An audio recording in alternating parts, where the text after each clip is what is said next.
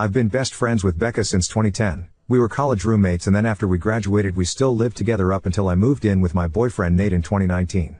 One thing about Becca is that she's always had a drinking problem for as long as I've known her, and she's done stuff while drunk that has sometimes caused problems in our friendship. She does try to stay sober, but every few years something will happen to make her start drinking again, which is what happened earlier this summer. So last Saturday Becca called me because she was drunk somewhere and needed a ride home. I couldn't go pick her up because I had the flu and I was on cold medicine, so Nate went to get her instead. A couple of days after that I started noticing that Nate was being weird with his phone. Normally he leaves it out on the coffee table if we're watching TV or whatever, but he started putting it face down so I couldn't see what notifications he was getting. My first thought was that he was trying to plan a surprise, and because of the timing I thought that maybe Becca was helping him. Yesterday I saw Becca. I told her that Nate was being sneaky all of a sudden and asked her if he said anything about maybe proposing soon. She asked me if I looked through his phone and I said no. Becca started crying and told me that she and Nate hooked up in his car the night that he came to pick her up. Her excuse was that she was really drunk and didn't fully know what she was doing. She said she'd been texting him since, telling him that he needed to tell me what happened or else she was going to. I asked Becca to show me the texts, but they were all in the app Signal, which deletes messages after a day, so all I could see was that she and Nate had a chat thread but nothing that they said. I told her to text Nate in front of me so I could see what he said, and she did. But we got no read receipt and so no response at all, so it didn't prove anything. I asked Becca if she was sure she wasn't so drunk that she maybe imagined it or thought a dream was real, and she absolutely lost her shit on me and said that she knows that she's horrible when she drinks, but that she's not fucking delusional and she doesn't make shit up. She said that I could believe her or not and it's my choice, but she was telling me the truth. I said I needed to go home and talk to Nate. So when I got home I confronted Nate with what Becca had said, and he acted shocked and denied that anything like that had happened at all and said he didn't know why she'd think so or say so. He said that he had just given Becca a ride home and the only thing that happened was that they talked about how he and I had been together for a long time and how we should get married already. He admitted they were talking on Signal the next couple of days, but he said that it was about exactly what I thought, that he was asking her about engagement rings and what kind of proposal I would want. Nate replied to Becca's message from before asking her if she made up a story about them hooking up to not ruin the surprise about his proposal, and she texted him back that there was no proposal and to stop playing dumb. So then Nate called her pretending like I wasn't in the room and told her that she needed to stop whatever she was trying to do because we were on the verge of breaking up and he'd rather just have the surprise be ruined, but Becca just kept telling Nate to stop lying until he got angry and hung up on her. I really didn't know what to think and I still don't. Right now Nate is really upset and not really talking to me much. He says that it's bad enough that Becca acted insane and ruined his plan to propose, but it's even worse that I believed her lies even a little and would think that he would ever cheat on me. Becca texted me saying she was sorry, but otherwise I haven't talked to her either. I don't want to think that Nate would cheat on me or that he'd take advantage of Becca if she was that drunk, but I feel like I can't be 100% sure because I've known Becca for 13 years and I also just can't believe that she'd lie to me about something this important. And I know that she does have a drinking problem, so I can believe that she'd sleep with my boyfriend if she was drunk out of her head. She's done some pretty awful things in the past when she's been drunk. I don't want to wrongly accuse Nate of something he didn't do, but I don't want to be an idiot. I don't know what my gut says. It both says that Nate wouldn't do this and that Becca wouldn't lie about it, but obviously both of those things can't be true. I think you're right. In the past I've forgiven her because I've tried to be sympathetic to the fact that you can't control alcoholism, but I can't keep doing this. So in the past when she's been drunk, Becca's blacked out and started fights with me or other people. She'll say really out of line insulting things. She's kicked people out of our apartment because she didn't remember inviting them in. She's accused me of stealing clothes from her because I was wearing an outfit that looked like something that she also owned, that kind of thing. She's never hooked up with anyone that I was dating, but she's definitely hooked up with guys that she knew I was interested in. I don't know. I really don't think that Nate would cheat, but I just can't imagine that Becca would completely make this up. Both of their stories somewhat make sense to me, but I don't know. I don't know why Becca would be saying this if it wasn't true, but I'm afraid of deciding I definitely believe her and then having her later realize she forgot she hooked up with somebody else that night or something. If he's telling the truth, it's because it's only after that night that he started planning a proposal. From what he said, he didn't start planning the proposal that night. It was that Becca mentioned that we should get married already because it's been 7 years and he thought about it, and then the next day he sent her a message to ask her what kind of ring I would want. I've never noticed anything weird from Nate towards Becca. If anything, he doesn't like her very much. I don't know if envious is the right word, but in the past Becca didn't like me and Nate being together because she felt like I was abandoning her for him. I'm not sure how long he was gone. I fell asleep when he was gone and he didn't wake me up when he got back. But I know he didn't shower when he got home because that definitely would have woken me up. Update 1. So on Thursday night, after I got everyone's advice, I told Nate that I had found out a way to recover deleted messages from Signal. He immediately took out his phone and opened the app and asked me to show him how to do it, so I already thought that must mean he was telling me the truth because he didn't panic or hesitate at all. Which was good, because when I tried to download Signal on my old phone it turned out that it's too old to support the current version of the app, so it wouldn't work. Nate then asked me if we were going to have to go out and buy a new phone for me to believe that he was telling me the truth, and he said that he was willing to do it if that's what it would take. I told Nate it wasn't that I didn't believe him, I just wanted to have some proof because I just couldn't understand why Becca would lie about it. Nate said that she would lie about it because she's a fucking crazy drunk bitch and there's literally no way for a non-crazy person to understand why she would do anything, and once the messages proved that he didn't ever want me talking to her again. Then he said to get up because if we were going to go to the Verizon store we had to get there before it closed. By then I completely believed Nate anyway, so I told him we didn't have to go anywhere or get a new phone and that I believed him and I knew he didn't cheat on me and that he would never do that. Nate said that he would hope I know that and that he didn't understand why I didn't take his word for it in the first place. I started trying to explain why I didn't want to just immediately dismiss what Becca had said happened, but Nate said that he really couldn't listen to that right now. I said that was fair and agreed that I would cut Becca off, but that first I wanted to try to get her to admit that nothing happened. Nate said fine, but to call her with my phone on speaker because he thought he also deserved to hear her admit that she was lying. So I called Becca and I said the same thing to her that I said to Nate, that I figured out how to recover deleted messages on Signal. She asked me why I would need to do that, so that was when I knew for sure that she was definitely making it up and not just confused somehow. I said it was because I wanted to have proof of what she and Nate talked about. Becca asked me if I saw their messages, so I lied and said yes. After that Becca just went silent until finally I asked her if she was going to say anything. Then she asked me if that meant that we were engaged now. So then I really just lost it on her and screamed at her asking her if she was fucking serious and what the fuck was wrong with her and how could that possibly be all that she had to say. Becca started screaming back telling me to fucking calm down and about how obviously I never believed her anyway because it's not like we broke up over it. I was crying by that point and because of that I couldn't really say anything else, so then Nate told Becca to go fuck herself and to never ever contact either one of us ever again and hung up on her. A minute later Becca sent me a completely unhinged text that I'm quoting here verbatim, apart from changed names. Courtney. You are supposed to be my friend for life. You are supposed to be their foe, are me. You are supposed to be my person. But then you meet Nate and now you only care about Nate. Everything is about Nate. Tell me why Nate comes to pick me up when I call you? I called you not your precious fucking Nate. I only want you to see how fucked up this is, but do you? No. Of course you don't. Of course you choose Nate over me like you always do and like you always will. You pretend to care about me but I can see you don't care. It is pathetic, Courtney. You are a pathetic woman who would choose a man over a friend. But since you can't say it yourself I will.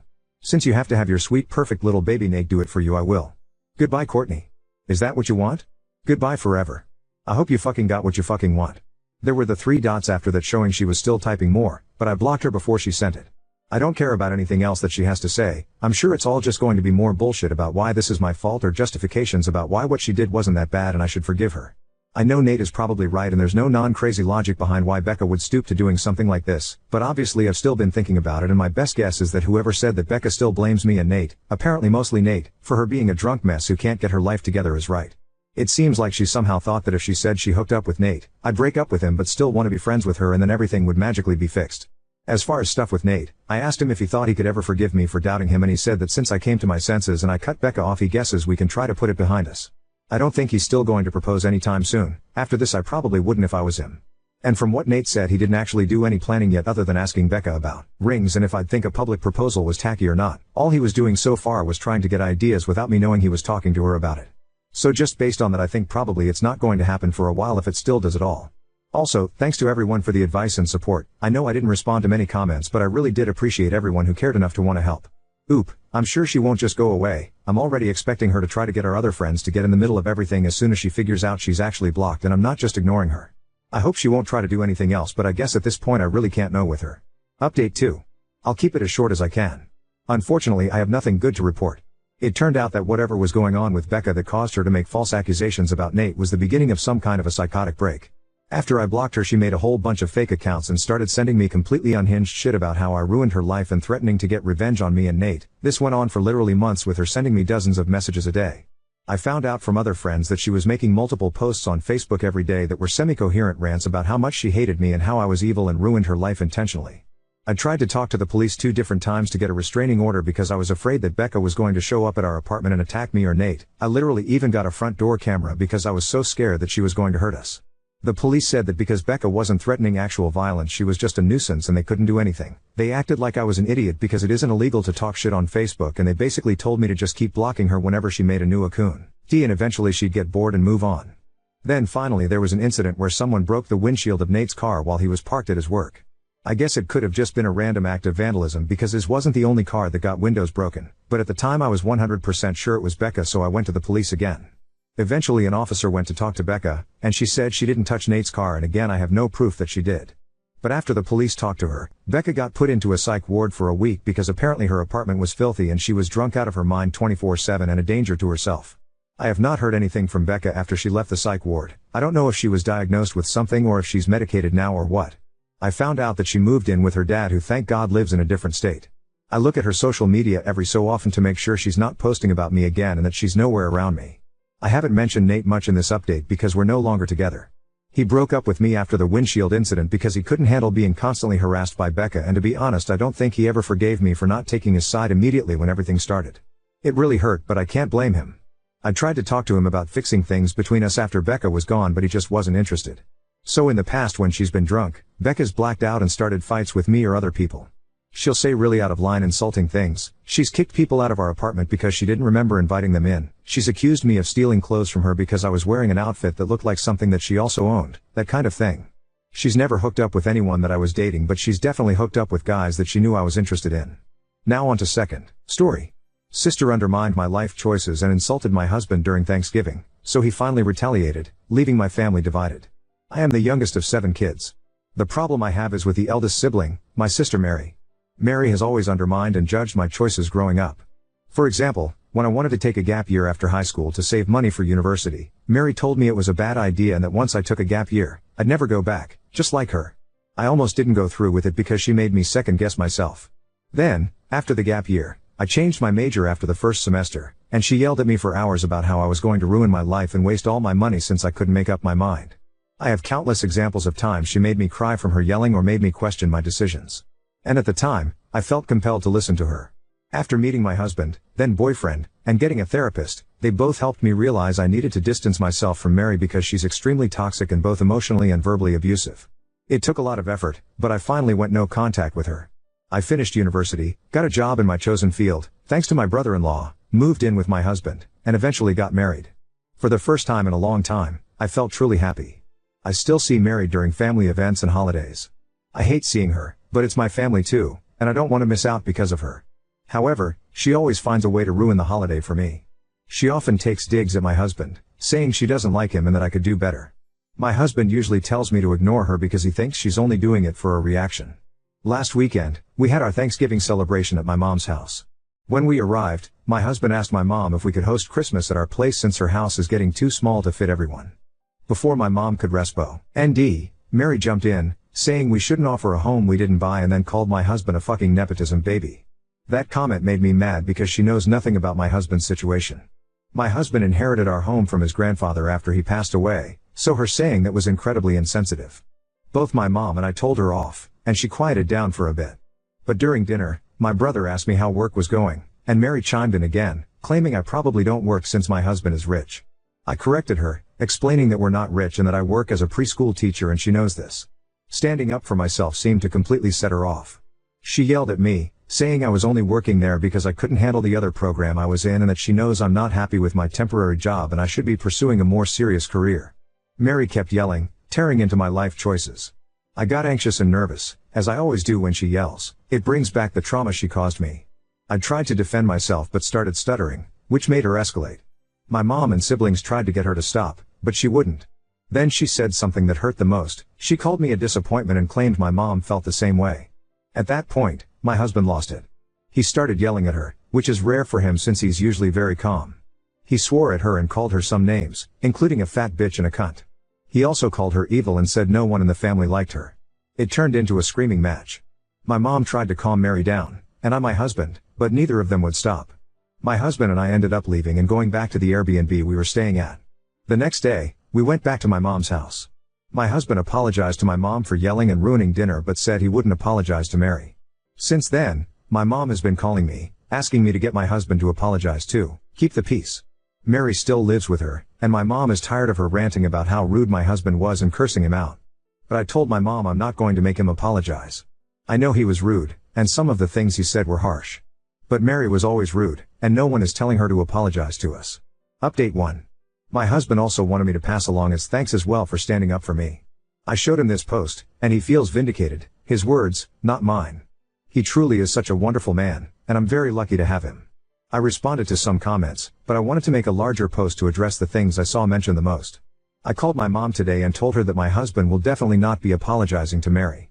He did apologize to the rest of the family for the scene, though. I feel bad for my mom, but making the original post gave me the courage I needed to tell her this. I don't like seeing her stressed, but I need to protect my husband just like he always protects me. My husband read a couple of comments suggesting he could apologize for the language he used. He offered to do that, but I told him it wasn't necessary since Mary would never return the apology for what she said.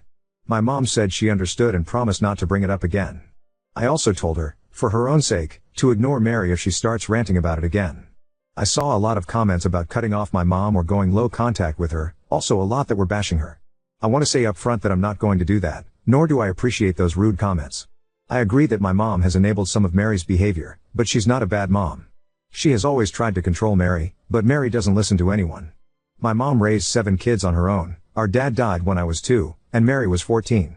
It's impossible to pay attention to everything with so many kids, and I don't blame my mom for not being able to stop the abuse when it started. I didn't even care. Now it was abuse when I was a kid. I thought that's just how older sisters are supposed to be. My mom worked a lot to support us when we were kids, and unfortunately for all of us this meant that Mary was forced to take on a parental role. And since I was the youngest, it made her both become very attached and resentful towards me. Words from my therapist. My mom has made mistakes, but so has every parent, and I'm not going to hold a grudge against the only parent I know. However, I think having a serious conversation with her would be a good idea. I might even bring her to a therapy session so we can talk about everything Mary put me through. I haven't talked to her about it much, and what my mom knows is just the tip of the iceberg.